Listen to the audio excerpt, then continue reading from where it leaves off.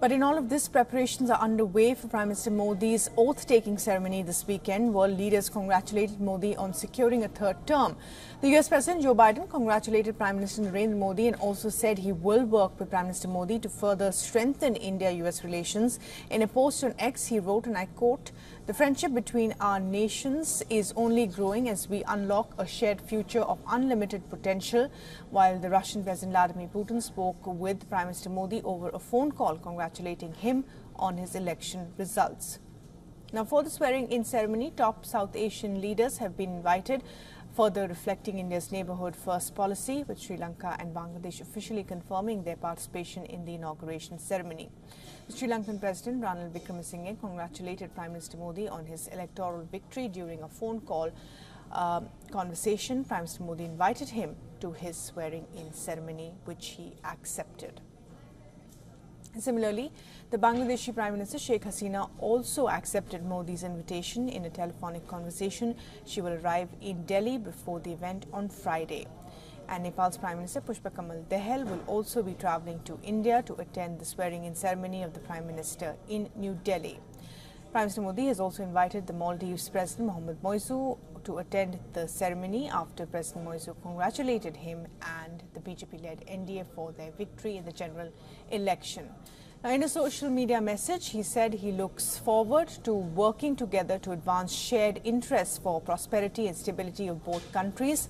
However, there is no public confirmation so far of Moizu's arrival. In 2014, Prime Minister Modi invited leaders from the SAARC countries to his first inauguration. In 2019, leaders from BIMSTEC countries were the guests. The electoral victory of Modi and BJP-led NDA alliance for the third consecutive term has prompted a wave of congratulatory messages from over 90 world leaders.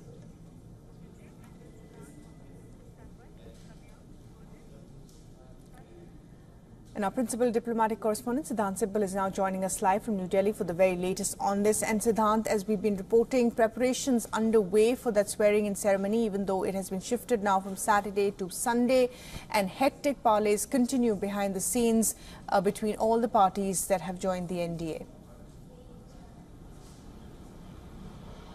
Well, over the weekend, it will be a big diplomatic event as well at the Rashtrapati Bhavan, where the oath-taking ceremony of the Modi government for the third consecutive term will take place. Now, essentially, we know that a formal invite have been dished out to all the invited countries, and the countries include Mauritius, Maldives, Sri Lanka, Bangladesh, Bhutan and Nepal. Now, in the past, we know BIMSTEC and SAARC groupings have been invited. This time, regional countries, several of them are members of the SAARC, several of them members of the BIMSTEC are invited. And what is interesting is the Maldivian president being invited, President Muiz being invited. Now, we are still awaiting a formal confirmation from both sides over the invitation. But if he travels to Delhi, this will be his first visit to India since assuming charge last year in November. We know that relationship between Maldives and India hasn't been doing very well, but in past few weeks we have seen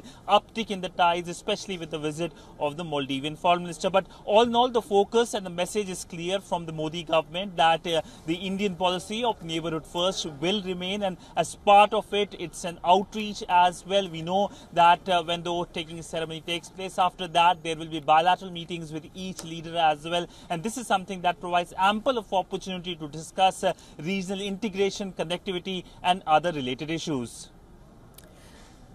Right, Siddhant, thanks very much indeed for joining us with the very latest there. It will be interesting to see whether the Maldives president comes for the swearing-in ceremony or not. For all the latest news, download the WION app and subscribe to our YouTube channel.